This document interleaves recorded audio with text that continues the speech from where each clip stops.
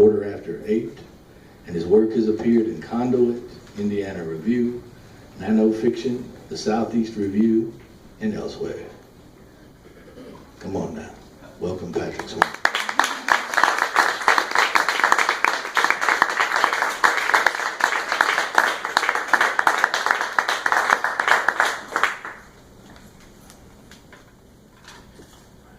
I need the microphone too.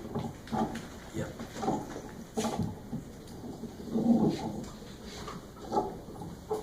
How's that? Yeah? Yeah. Don't be afraid. Nice. Nice. Right up here. Yeah. There you go. All right.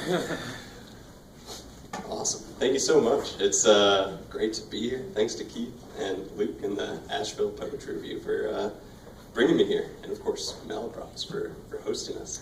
Yeah. It's good to be in Asheville. I went to grad school, did an MFA in Wilmington, North Carolina, and still have a good friend from there who lives in Asheville, so I make it down here once or twice a year still, so it's good to be here. I thought I would start out with a poem that brought me here, the second prize winner, and it's called Late Fall, Late Afternoon, Late Light. And I want to be in the middle of a field throwing a football, playing catch. I don't know who's on the other end, feathering passes back and forth. I want it to be everyone. Maybe we'll get a game together. I picture myself as myself, not younger. Not as a kid with my dad after he's raked leaves and cleaned storm windows. Not in Andy Hondorp's big front yard. Not in Prospect Park between trees or in the low empty lot on 26th Street next to the creek that cut through the neighborhood. Not anytime but now. The cloudless cold presses a little on exposed skin. We'll warm up. Someone will say, go long, and I'll run a lazy post, a half-step fake to the outside, then turn it in and turn to look back. I'll raise an arm to let everyone know I've shaken free. I'm open. I'll find the spiral in the gathering sky and begin to run, to really run, to sprint, sure that I'll cover the distance, that I'll put my hands out into the emptiness and pull something back.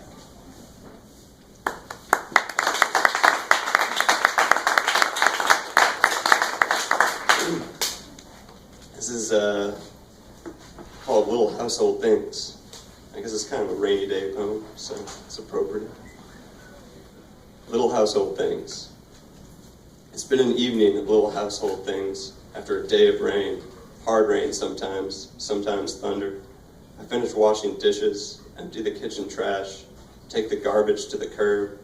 I'm in the basement pulling laundry from the dryer when a tree branch, dead and sodden, rumbles through the green leaves and living limbs to my driveway where the trash cans and I stood minutes earlier.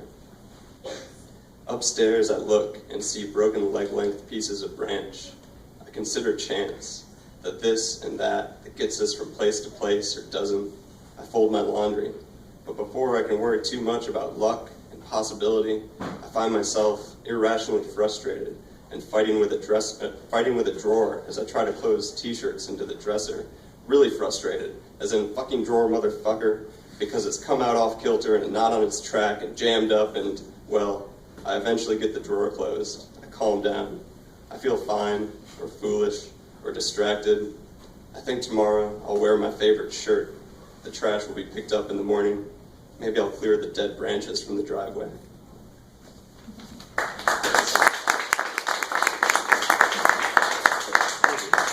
It's a good poetry crowd. Yeah. Thanks, guys.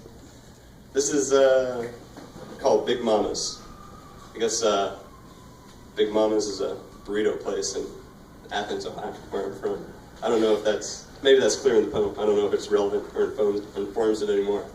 But now you know a little bit about Athens, Ohio. So, Big Mama's. The day is made up of language, the way everything is made up of something else. The way from the street, the woman in the window of Big Mama's, wearing a spiritual gangster t-shirt, waiting for a burrito, writing in a notebook, is writing, I love you all, I imagine, because, spiritually speaking, I love you all is gangster, even if it can only be true in a limited way. In a limited way, I can imagine believing in this slogan as metaphor, and if so, I imagine I might feel moved to stop and to say to the woman that on certain days, I too feel like a scribbler, waiting for my spiritual burrito to be ready. And we might commune without irony over the cosmic rightness of this comparison.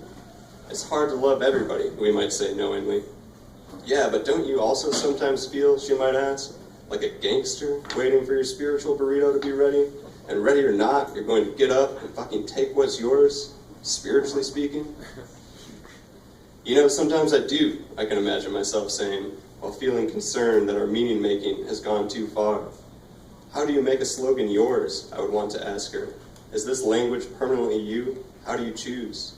She would be clearly concerned at my flimsy commitment to our motto. I imagine I shouldn't have stopped. It is hard to love everybody, I might say again, before I left her to her burrito and notebook. The stream of language that makes up the day hurries on, sweeping the woman and her t-shirt away, sweeping away me. I don't resist. Yeah.